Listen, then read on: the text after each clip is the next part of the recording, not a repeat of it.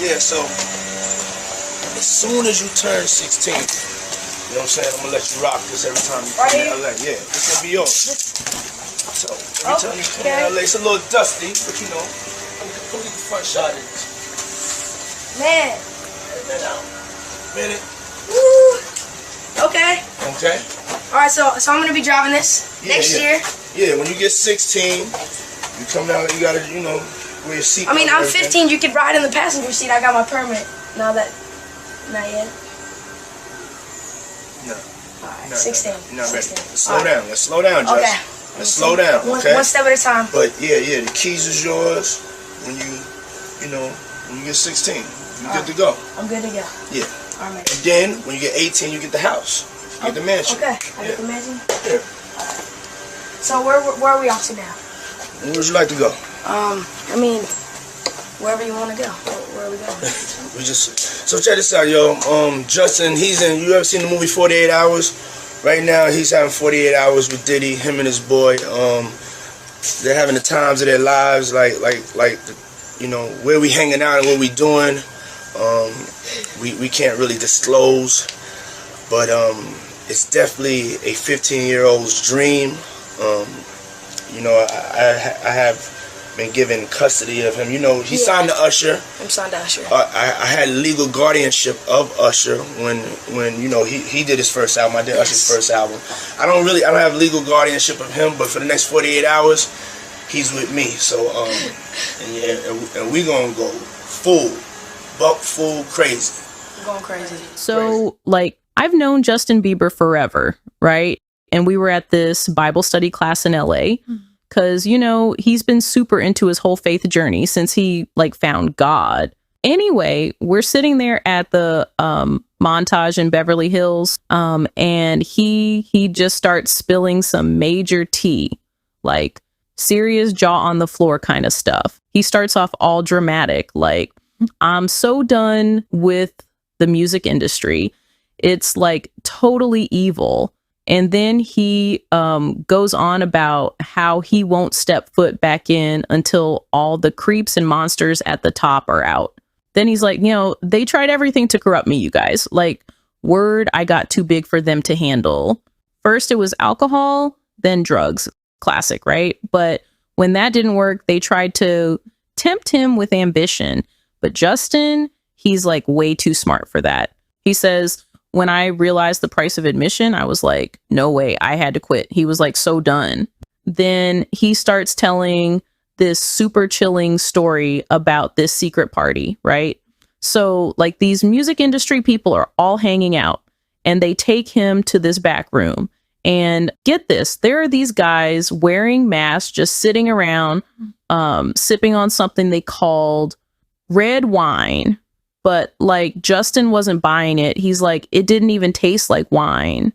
In the center, there was this like horrific scene. A baby barely formed, completely drained of blood, you know, with its scalp missing and parts of its face like totally torn away. And Justin said, they offered me some, but I was like gagging. They were trying to get me involved. Justin said he knew the men involved, like he wasn't just hearing rumors or whatever. Diddy was his friend at the time, or at least he thought they were friends. And get this, Diddy was with LeBron James, you know, the giant basketball guy, like everyone knows him. I'm not super into sports, but even I know who he is. It was like this whole tangled mess of people Justin once idolized and trusted. And now he's realizing things about them that totally shattered his view of the world. He's like totally breaking down, right? He starts telling us how they like threatened him knowing Selena was pregnant. He's like, they said they knew about the baby and asked if I wanted it to end up like the one in the room. And that's when he just like totally lost it. He was like overwhelmed by all this grief and fear.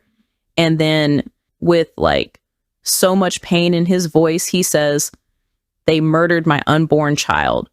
Me and Selena, we were torn apart by these people and all the trauma. And like, he could barely even hold it together. It was so heavy. And it was like one of those moments where you see your friend, someone you've known forever, in this whole new light, you know? Like, here he is dealing with pain and darkness you never even imagined existed. It was like totally eye-opening.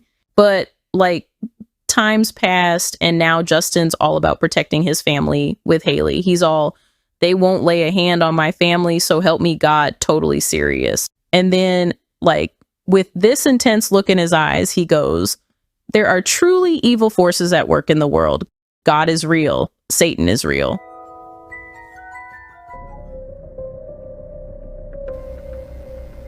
What's up, everybody? Truth Seeker here. This is actually pretty revealing, I'd say. This is actually something that I had suspicions on, but I was waiting for some kind of news to actually come out about it. But how do you know? I mean, especially from the Coreys, the two Coreys, you know, Corey Haynes, they was talking about how when they was child actors, that they was witnessing and they was actually involved in this elite pedophile ring with these Hollywood people and stuff, and all child celebrities and actors and everything, they said, goes through this kind of stuff. And so I kind of already assumed, like, every single child actor that you guys know of, child actor, singer, talent, anything, has a pretty good chance that they also been involved with it. And now Justin Bieber is actually coming forward. Never really thought I would actually be the one to do a news story on this, so it's actually kind of weird. But Justin Bieber states that pedophiles run the evil music industry. And this is something that, you know, a lot of the Hollywood celebrities have been saying for years, and they always ran up committing suicide or something else.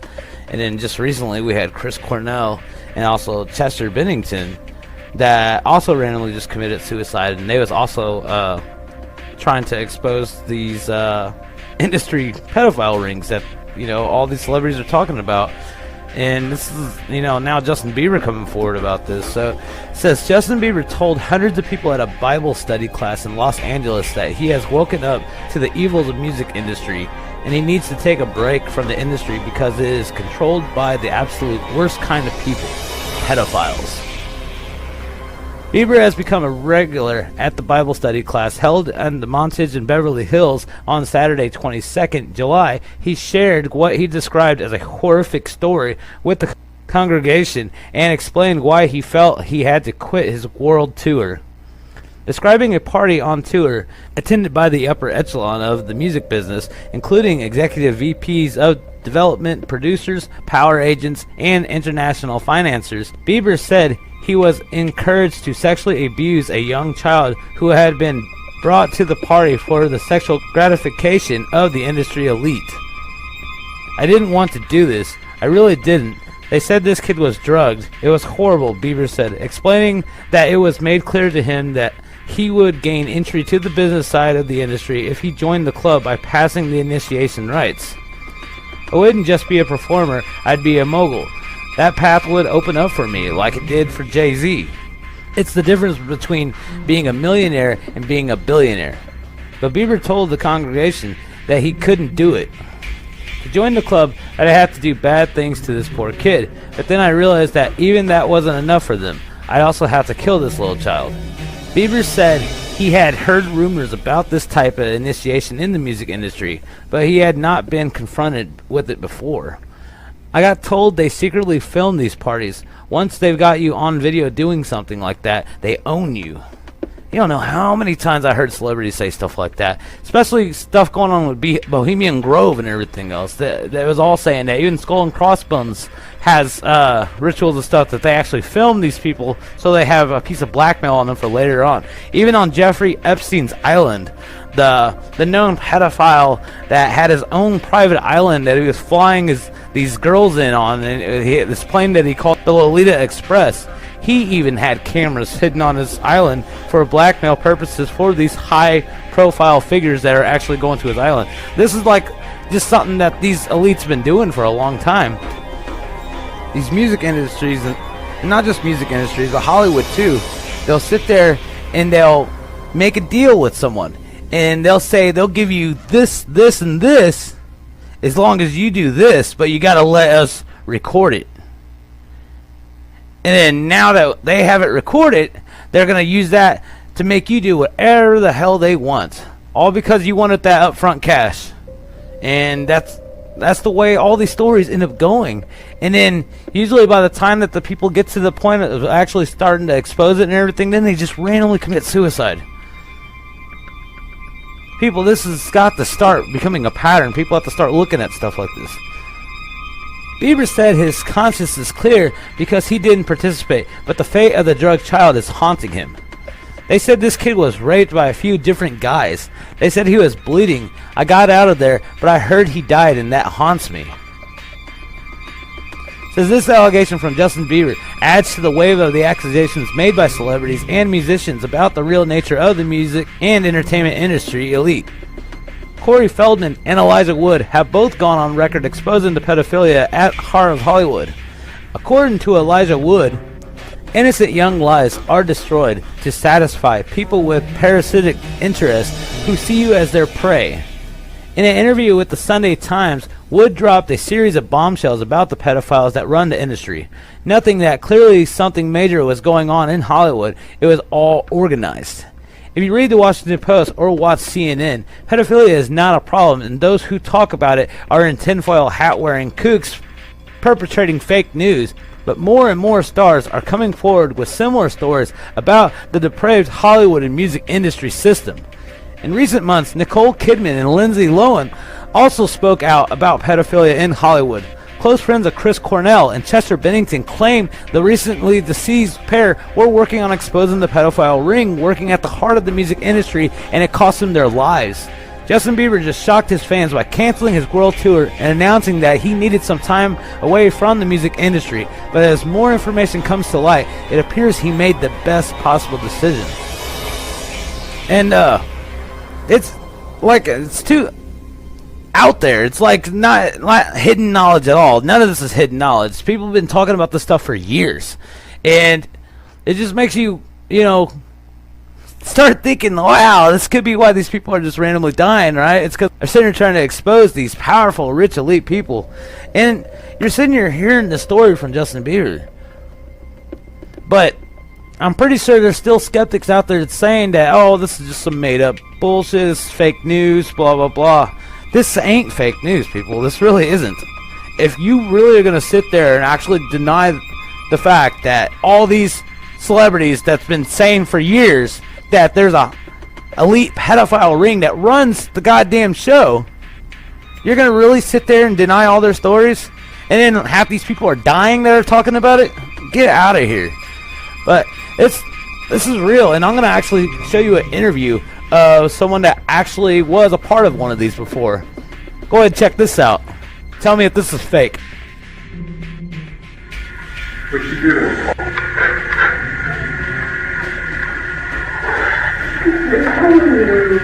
Huh? Have you been telling me what is this? I didn't know that the thing was Bohemian Grove back then, nor did the kid when he was writing it. All he knew was he was taken to this place. Let me just read it. It'll take 3 minutes. Is that okay? Yeah, go ahead. I went in January. Now, this is Benassi, a kid named Paul Benassi writing this, and this is directly word for word from his diary. I went in January of '84 on every trip. I was paid by men King knew for sex.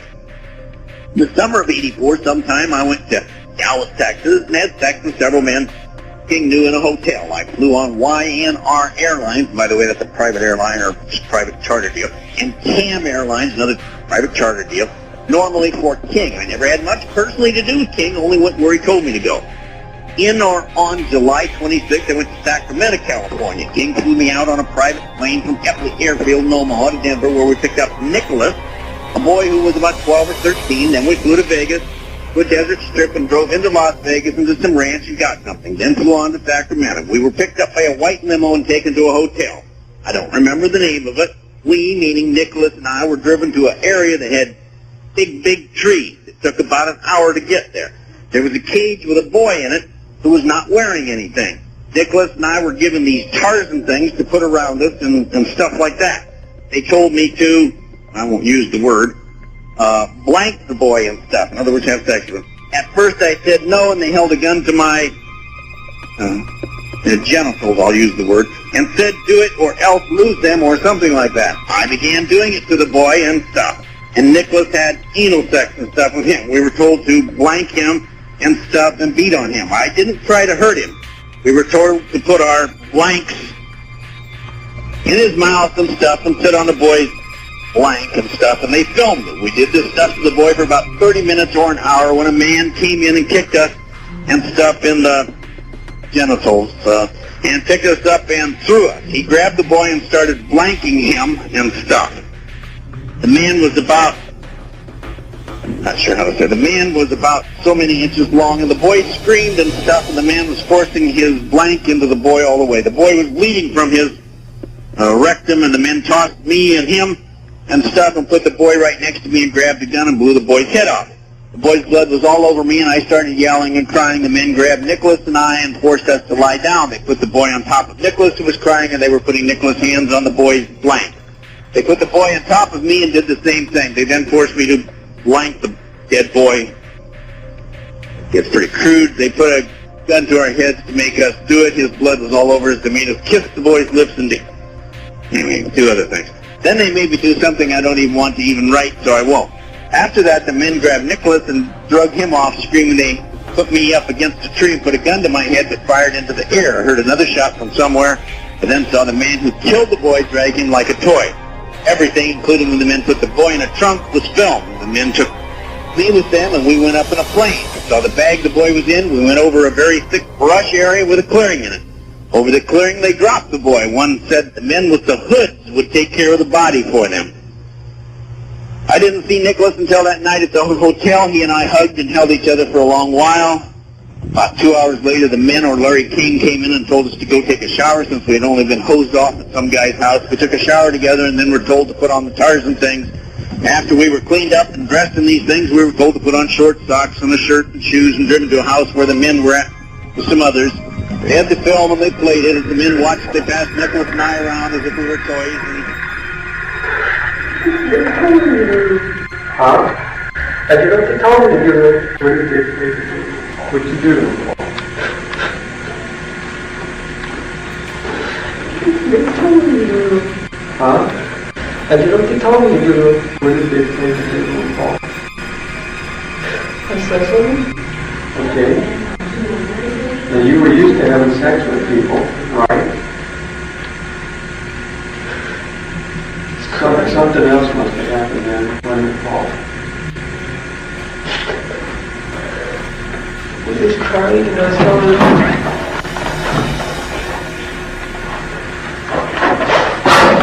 telling him, you alright? I told the guy, I don't want to do this, I don't want to do this. But they're like, do it or else, or we'll finish you too. Who's telling you this fall? God, I'm directing this thing. Says you're gonna do this or we're gonna kill you too. Do what, Paul? Do what? Screw the kid. Okay, so you screwed the kid, then what happened? And Nicholas screwed the kid too? Yeah. Something you're not telling me, Paul. Yeah. Had some other guy came in and he didn't even know about it. And Nicholas didn't know what was going to go on next. This guy came in and he started kicking the shit out of Nicholas and he started trying to kick the shit out of me.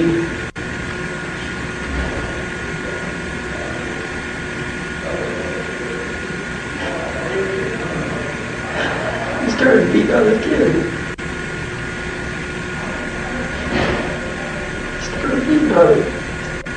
Who started beating on? This guy that was with the film crew and stuff, he came in and he started having sex with this kid. Okay. Bleeding. Bleeding from where?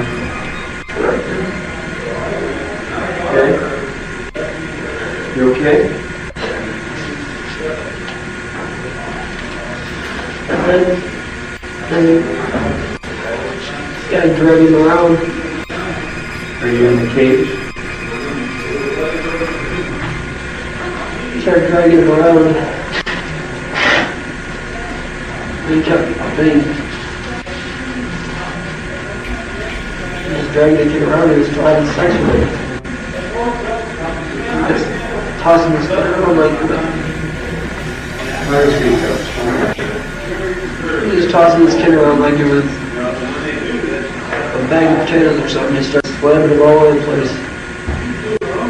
Then he came back and he started kicking the shit out of me again. He started kicking my head. I started doing something to him with a stick. Right in the balls and couldn't touch him back. Then he took me and Nicholas and shoved us in the cage. And he took this kid and he sat there and sat him up. Sat him up. Right next to the cage, and then he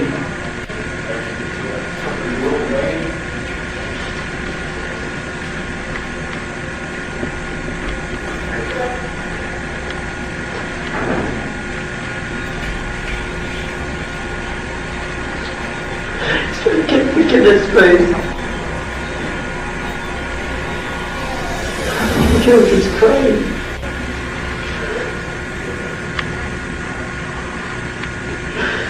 I kept yelling at the guy stuff. I said, kill him if I got a hold of him.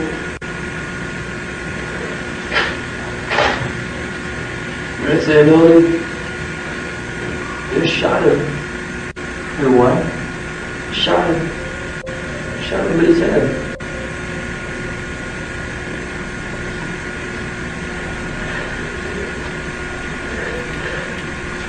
Right after that, I tried to kill myself.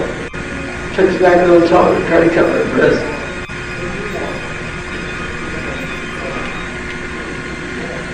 Who shot him? Paul? Did you shoot him with a pistol or a rifle?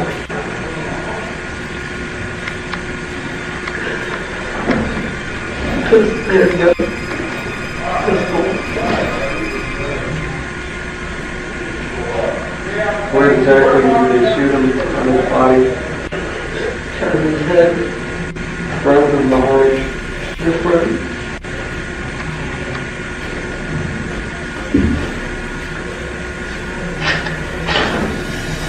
Events of your case, I remember you telling me clearly that at first, when you started looking into these facts, there was nothing in your person that would believe the story that this young man told you.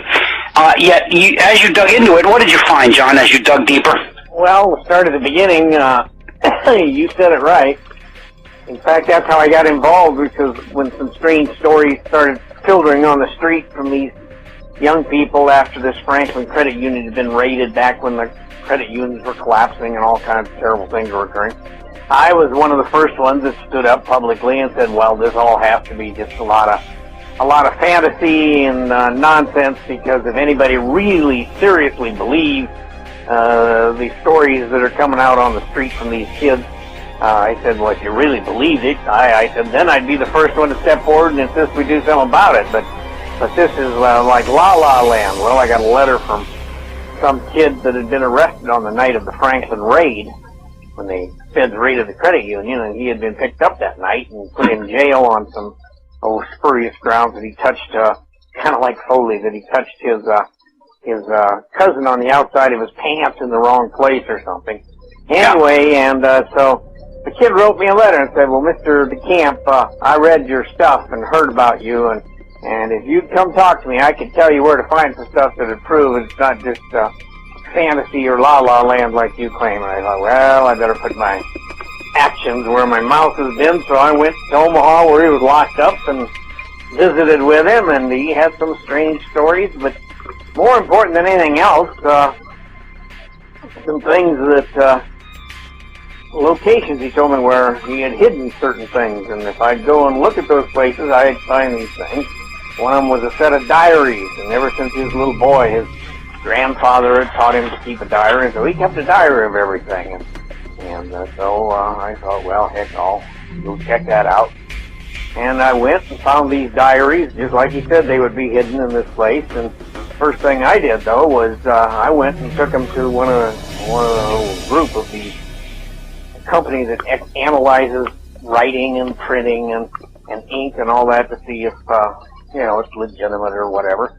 And they came back and they concluded, yeah, this is all kinds of different ink because some of it didn't exist in this year and others did. Anyway, one thing led to another, and some of the stories then he had written in there, I started checking out, and pieces fell into place, and unfortunately then I was in the midst of it and representing and defending the kids, and I went from there on and on and on and on. And you found there were other kids involved here, weren't there? Like with this girl Kimberly and Nellie. Did you ever speak to these two? I think I did. Now remember, this all started God, it's close to 85, 86. It got really heavy in 88, 9, 91. Anyway, right. I'm sure I did. I just don't remember all the kids I spoke to now, and I'm pretty cautious about saying anything if I don't absolutely remember it or have it documented somewhere, as you well know from previous experience. Yeah. Well, everything I did write in that book. When the book first came out, by the way, I don't know if I told you this, but a bunch of fairly prominent people whose names you'd recognize, had some lawyers have a press conference, and they said, well, this was the most libelous, horrible thing that had ever been written, or on and on and on, and that this man, DeCamp, would be sued and his bar or, lawyer license taken away, and libel and slander and on and on and on. So I immediately had a press conference right afterwards. I said, hey, I just happen to agree with these guys that these are the worst, most terrible things anybody could say about anyone, and so on and so forth. I said, however, these people all know, and the lawyers all know, that there is one magic thing, the first thing you learn in law school, that quotes truth. Truth is an absolute defense to any claims of slander or libel. I said, in this case, I'm ready to prove every single thing I wrote, and if I can't prove it, I didn't say it. And of course, there were no lawsuits against me or for the book. What'd you do? They told me. Huh? I did what they told me to do. Where he was describing this at was Bohemian Grove. I shouldn't have to talk anymore about Bohemian Grove. If you guys don't know about Bohemian Grove, I'm going to leave you to a link. I'm going to put it in my description. I'm also going to put it right here at the top of the video. And this should explain everything about the whole Pizzagate thing, how it all started, how these rich pedophiles been doing things. And it doesn't explain the whole thing because I'm still missing a lot of pieces and stuff. But this is just the knowledge that I've gained on the industry and stuff for a long time, and I've been watching and following all these other people that's also been exposing, and Alex Jones did a really good job exposing Bohemian Grove. He did an excellent job exposing it. One last question. I read a Washington Times article many years ago where you had a comment about the organization, and then now it's been in the Wall Street Journal, it's been in a lot of different newspapers, and that's the Bohemian Grove. And back in, 1996, when you joined as a Clinton advisor, the Republicans were criticizing you. Oh, what about Bohemian Grove? And then you countered them by saying, "Hey, I don't run around in the woods naked." What did that mean? Here is the before-mentioned Washington Times article where he said, "I didn't run around naked like they do." I don't know what quote you're referring to. I'm not aware of any quote like that. Listen, I am a happy member of the Bohemian Grove. I like the folks who come there, and it's really inappropriate for me to talk about the group beyond that. Have you been there for the ceremony with the cremation of care? Frankly, I don't think that's something I need to talk to you about. Really? That's right. Well, I'm Alex Jones, and I snuck in there in 2000. I'm the guy that blew it wide open and got the video. It's been on national TV. Well, I disrespect you. You do? I do. But it's a lot of big public officials going in there. Don't we deserve to know? I don't know anything about you, and I don't know anything about your film. But if you go in there with an understanding, you violated that understanding by releasing that film, and I don't respect you for that. Really? But we have public officials. I'm sorry. You took an understanding when you went in there that you would not do that film. And did you have an understanding when you went in there? No. Did you crash it? Yes. Yeah, and it has no trespassing signs there too, doesn't it? No, they put them up after. Oh, I'm sorry. I'm sorry, sir. I've been there before. I know what the circumstances are, and I'm sorry you violated the understandings. That was not a gentlemanly thing to do. But what about the ritual? Is the ritual gentlemanly?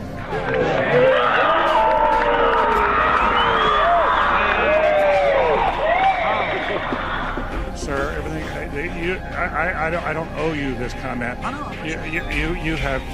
This is what's called ambush journalism, and I disrespect you for that as well. So thank you and goodbye. Been in the ritual? It's none of your damn business. Oh. Listen. You go around and make understandings with people and violate them. You ambush people on the streets, and that's inappropriate form of journalism. If you wish to practice that, that's fine, but don't ask others to respect you for it. If you want to, you can do. You're a free American, like anything you want. If you want to be uncivil and rude and ungentlemanly, that's up to you. But don't expect the rest of us to say, "Oh well, you're there, Mr. Gergen." I'm sorry, nobody sets policy in there. We try to be gentlemen, and obviously, you don't belong there. Weaving spiders come out here. Yeah, that is a three-pointer. Woo! Look how strangely he behaved when we brought it up. Why is he acting so secretive? And why did he get so angry when he discovered that we'd snuck in? You see, they take it very, very seriously. This is one of the hallmarks of the occult and secret societies. The word occult means secret. Secrecy is part of their religion. They revel in it. And when it's violated, they become extremely angry. He literally crashed it. He just walked in there with a camera and recorded all their stupid rituals and everything that they did, and then put that shit out there. And I love that. I love that stuff. Alex Jones has actually made a big difference when it comes to a lot of the news that we sit here and talk about and describe to people as what's news and what's fake. There's so many people now that'll call Alex Jones a shill because he recanted back on his statement about Pizzagate and everything. But think about it, people. If these people are this powerful, right, and you're someone like Alex Jones, you're a public profile now. Everybody knows where you live. Everybody knows who your family is. Everybody knows every single thing about you now. What would it take to keep you hushed? Definitely leave your thoughts below on what you think about this. And thanks for watching, everybody.